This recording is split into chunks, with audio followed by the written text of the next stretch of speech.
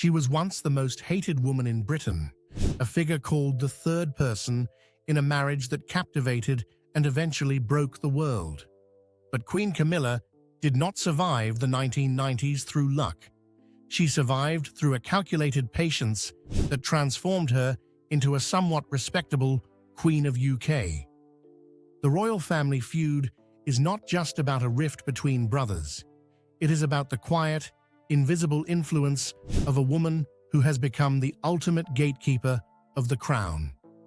As 2026 unfolds, the stir she is causing behind palace doors reveals a private reality that contrasts sharply with her public image of steady support. This is the story of how a man's mistress became his queen and caused the monarchy to fight for its survival. Prince Harry's 2023 memoir, Spare, laid the groundwork for a confrontation that has only intensified as we enter 2026.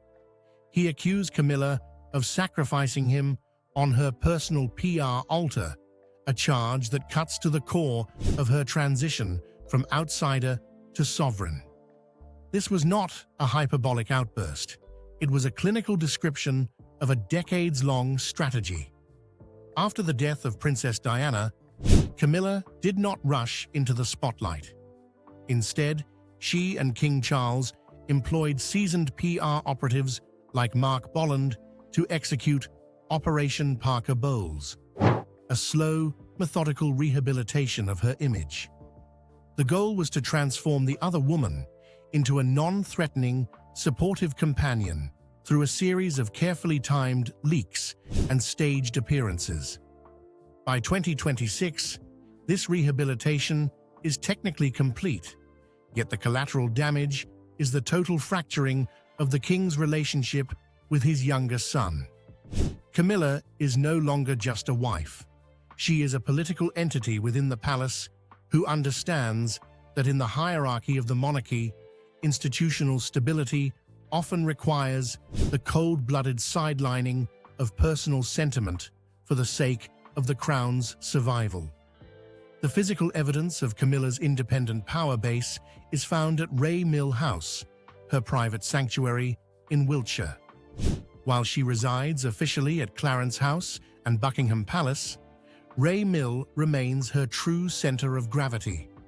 Purchased for £850,000 in 1996, following her divorce from Andrew Parker Bowles, the 17-acre estate represents a life the king cannot fully control. It is a space of deliberate messiness that stands in stark contrast to the king's fussy demand for order. At Ray Mill, cushions are not plumped, stables are active, and the air is often thick with the scent of the cigarettes she has famously struggled to quit. This house is a declaration of autonomy. It is where she hosts her own children and grandchildren, far from the rigid, suffocating protocols of the royal court. In early 2025, the king even purchased a neighboring £3 million property just to ensure her total privacy there, a move that highlights how essential this sanctuary is to her psychological endurance. Inside these walls, Camilla is not the queen. She is a woman who kept her own name, her own money, and her own exit strategy. This independence is what makes her so formidable in the current family feud. She does not need the crown to define her, which gives her a psychological leverage that younger, more dependent royals simply do not possess. As King Charles enters 2026 with a reduced cancer treatment schedule, Camilla has solidified her role as the ultimate gatekeeper. This is where the stir mentioned in palace circles becomes a quiet, high-stakes storm. She is the one who monitors the king's energy, filters his correspondence, and decides which family members are granted an audience. This positioning has created a profound, increasingly bitter tension with the Prince and Princess of Wales. While Kate is often seen as the face of the future, reports suggest that she and Camilla can now barely be in the same room as the struggle for influence over the king's legacy intensifies. The friction is practical and immediate. It centers on the handling of Prince Andrew's eviction from Royal Lodge and the potential return of Prince Harry. Camilla's strategy for 2026 is one of firm containment. She is not interested in messy reconciliations that might destabilize the king's recovery or the crown's carefully curated image. By controlling the physical and emotional access to the monarch, she has become the filter through which all family business must pass, a reality that Prince William finds increasingly difficult to navigate as he prepares for his own eventual transition to the throne. Reconciliation in the royal family is never free. It carries a steep, often invisible tax. For Prince Harry, that tax is paid in the currency of public and private contrition, specifically directed toward the woman he once labeled dangerous. As January 2026 begins, the logistical barriers between the Duke of Sussex and the Crown are finally beginning to thin, but the emotional wall remains as high as ever. On Wednesday, January 21st, 2026, Harry was seen slipping into the rear of Court 76 at the Royal Courts of Justice in London. Flanked by a security detail, he sat silently, clutching a bottle of water and a grievance built over decades. This is the third major newspaper publisher he has pursued, a final round in his battle against the British press that he claims made him paranoid beyond belief. But as he stands in that courtroom, the silence from the palace is deafening. The Harry tax is the realization that while he may win his legal battles, the price of admission back into his father's life has been set at a level he may never be willing to pay. The most significant shift in early 2026 has been the dramatic reversal regarding Harry's security. Since stepping back in 2020, Harry has been entitled only to bespoke protection, approved on a case-by-case basis by RAVEC, the government body that oversees royal safety. He spent years arguing that outdated threat assessments put his wife and children at risk, pointing to credible threats that the public rarely sees. Now, in the first weeks of 2026, a new risk assessment has reportedly resulted in a return to automatic armed police protection. While this looks like a victory on paper, it is a double-edged sword. To the British taxpayer, it is a tax of a different kind, funding the safety of a man who moved away. To the palace, it removes Harry's primary excuse for staying away from the UK. With security no longer an obstacle, the focus shifts entirely to the personal. The insulation of the security argument has been stripped away, leaving only the raw, unresolved friction between a son and his stepmother. In a move described as a significant olive branch in mid-January 2026, King Charles reportedly extended an invitation for Harry and Meghan to stay at Highgrove House, his cherished country estate in Gloucestershire, during their planned visit for the Invictus Games kickoff. Highgrove is not just a house, it is a 900-acre organic sanctuary that serves as the physical manifestation of Charles's soul. It is where he gardens, where he retreats, and crucially, where Camilla's presence is absolute. By offering Highgrove, a place only 76 miles from Birmingham but worlds away from the prying eyes of London, the king is testing Harry's willingness to exist within the ecosystem Camilla has perfected over 30 years. This is the Camilla condition. Staying at Highgrove means sleeping under the same roof that Harry once viewed as the site of his mother's greatest pain. It is a strategic invitation designed to force Harry to accept the new hierarchy. If he refuses, he remains the obstructionist. If he accepts, he acknowledges Camilla as the matriarch of the home. The reality of the Harry tax is most evident in the specific demand for an apology. Royal insiders have noted that while the king is profoundly saddened by the distance, he is also a man of deep, non-negotiable loyalties. The king's 2026 health updates have been positive, a notably positive stage that has seen his cancer treatment reduced, but the brush with mortality has made him less tolerant of family discord. He has reportedly told advisors that Camilla's role is non-negotiable. Any path back for Harry is now predicated on a formal, potentially public gesture of respect toward the Queen. The King, a man who values the written word and considered communication, is said to be waiting for a letter or a statement that walks back the villain narrative of spare. For Harry, this is an agonizing choice. To apologize to Camilla is to betray the memory of Princess Diana. To refuse is to remain an exile while his father's reign continues without him. Daily life for Harry in 2026 is a study in isolation. While he was in court this week, Charles and Camilla were at Sandringham, attending church and acknowledging well-wishers in the crisp Norfolk air. The contrast is stark. One man is fighting the ghosts of 1993 and 2011 in a sterile courtroom. The other is leaning on the loving help of a woman who has become his ultimate stabilizer.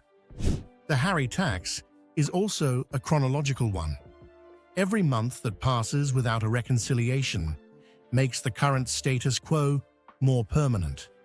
In 2026, the palace is no longer reacting to Harry, they are moving past him. The machinery of the monarchy has adapted to his absence, and Camilla is the one holding the blueprints for what comes next. Even as Meghan Markle's potential return to the UK with Archie and Lilibet is whispered about in the press, the price of that return remains a total surrender of the narrative Harry spent years constructing. The stir Camilla is causing is not one of loud arguments, but of quiet, firm boundaries. She has not spoken publicly about Harry's accusations, a silence that has proven to be her most powerful weapon. By refusing to engage, she has allowed Harry to appear as the one trapped in a cycle of paranoia and litigation, while she remains the dignified consort by the king's side. The Harry tax is ultimately the price of peace. It is the cost of acknowledging that the third person in the marriage didn't just survive, she won. As Harry prepares to give his final evidence in the privacy case, the world is watching to see if he will finally pay the tax to enter the gates of Highgrove, or if he will choose to remain in the expensive, lonely security of his own making. The architecture of the royal family in 2026 is no longer a unified structure, but a divided map of competing interests and separate courts. What began as subtle disagreements over scheduling has evolved into a definitive split between the camp of King Charles and Queen Camilla at Buckingham Palace, and the rising power base of the Prince and Princess of Wales at Kensington Palace. This internal border is most visible in the tactical move of William and Kate to Forest Lodge, an 8-bedroom mansion within the Windsor Great Park that they have designated as their forever home. By settling permanently in Windsor, the Waleses have effectively seized control of the local royal ecosystem, a move that insiders suggest was designed to counteract Camilla's growing influence over the king's daily agenda. The tension has become so palpable that on Wednesday, January 14th, 2026, reports surfaced indicating that Kate and Camilla can now barely stay in the same room together without a strained, clinical politeness taking over. William has reinforced his position by hiring a top-tier crisis management expert from the global firm Edelman, a recruitment move that signals he is no longer willing to leave his public image to the discretion of his father's courtiers. This expansion of his private office is a clear defensive measure against the perceived gatekeeping of the Queen, who has spent the last year narrowing the circle of those who can influence the King's long-term institutional decisions. The battle for real estate has become the primary theater of this conflict, specifically regarding the toxic and unresolved problem of the Royal Lodge. While the public sees the struggle to evict the disgraced Prince Andrew as a matter of royal discipline, the private reality is a high-stakes tug-of-war between the Queen and the heir. Andrew remains convinced that the King's relentless pressure for him to vacate the 30-room mansion is motivated by an ulterior motive involving Camilla's future security. Rumors circulating within the family suggest that the Queen has earmarked the Royal Lodge as her own private base in Windsor should she outlive the King, mirroring the arrangement of the late Queen Mother. This idea has met with significant resistance from William, who has been described as the driving force behind Andrew's final reckoning and the subsequent stripping of his titles in late 2025. To William, the property represents a strategic asset for the future of his own family, and the prospect of it being used to cement Camilla's permanent status in Windsor is a point of deep contention. The friction reached a peak during the Christmas walk at Sandringham when the King overruled William's desire to exclude certain family members, a decision that was widely seen as a victory for Camilla's preference for a broader, more inclusive family facade that hides the internal rot. Beyond the logistical fights for houses and staff, there is a profound psychological clash between the current Queen and the woman who will eventually replace her. Princess Kate's return to full duties in late 2025, following her successful cancer treatment, has shifted the power balance, bringing a new and uncompromising set of standards to the royal household. Insiders claim that Camilla is profoundly unhappy with Kate's insistence on a higher level of accountability and her desire to streamline royal expenses, a plan that would inevitably reduce the perks and influence currently enjoyed by the Queen's own social circle. The dynamic is one of a looming power shift, where Camilla is acutely aware that her status is tied entirely to the reign of her husband.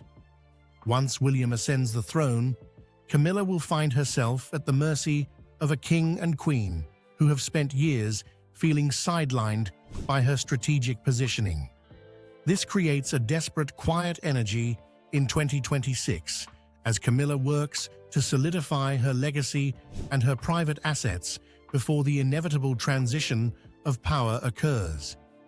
The stir she is causing is the result of a woman who has spent 30 years reaching the summit, only to find the next generation already waiting to dismantle the very system she used to survive.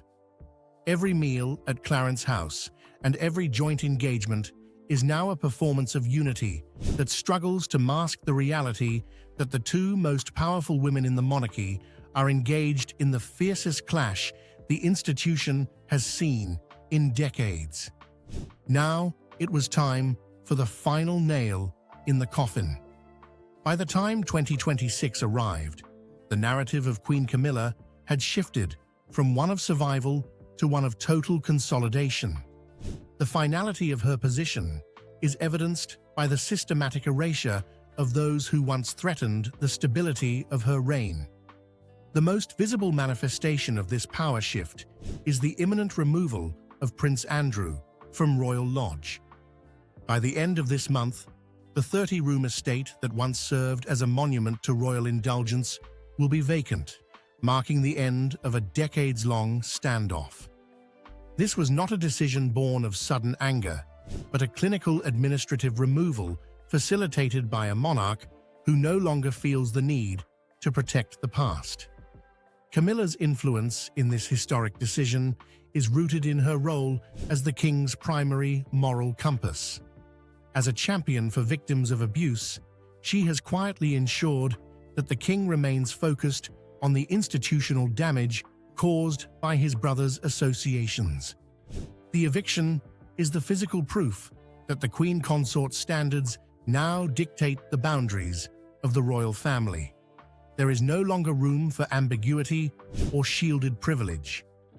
Andrew is currently preparing for a move to Marsh Farm on the Sandringham estate, a residence that is not only significantly smaller, but also located on a floodplain. This physical downgrade is a metaphor for his new reality. He is moving from a palace of 30 rooms to a functional farmhouse that requires extensive renovation just to be habitable. The transition is a quiet clinical erasure of the old guard, a process overseen by a queen who understands that the survival of the crown requires the removal of its most toxic elements. Inside the palace, the mood is one of professional detachment. The emotional ties that once protected the Duke of York have been severed, replaced by a rigid adherence to the new standards of the reign.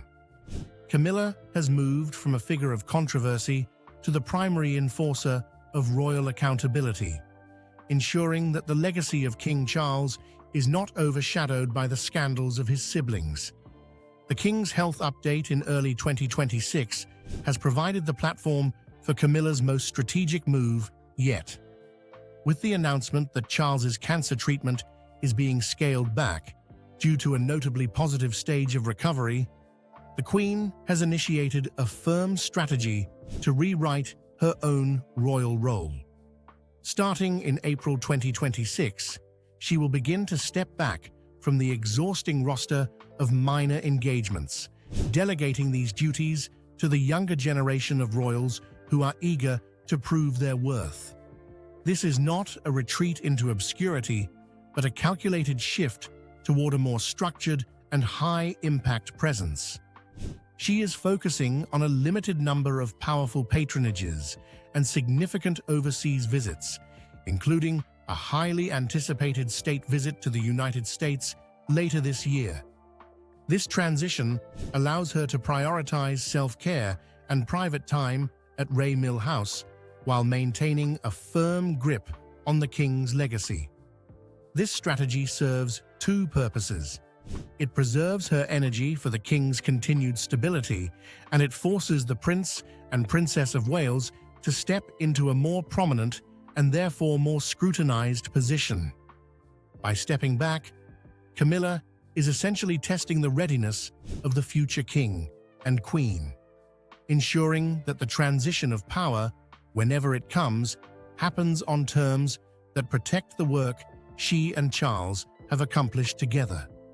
The stir she is causing in 2026 is the result of her becoming the ultimate strategist. She is no longer just the wife of the king. She is the director of the family's public and private efforts. Her daily routine now reflects this newfound authority.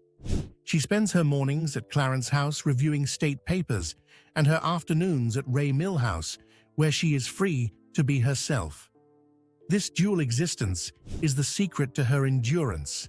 She has built a life that is both central to the state and entirely independent of it. The King's recovery has emboldened her to take these final steps, transforming the monarchy into a reflection of her own disciplined, resilient nature. The final revelation of the royal family feud is that the path back for Prince Harry has been permanently erased through the passage of time and the persistence of litigation. As Harry stands in a London courtroom this very week, in January 2026, the geographical and emotional distance between him and the crown has never been more absolute.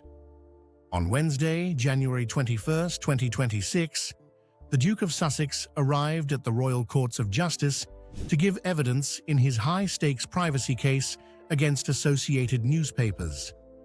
While he testified about the terrifying intrusion that drove him paranoid and isolated, the king remained 400 miles away in Scotland. There was no reunion, no private dinner, and no bridge built over the divide. The stir Camilla caused was not a loud explosion, but a slow and silent evaporation of the old family dynamic.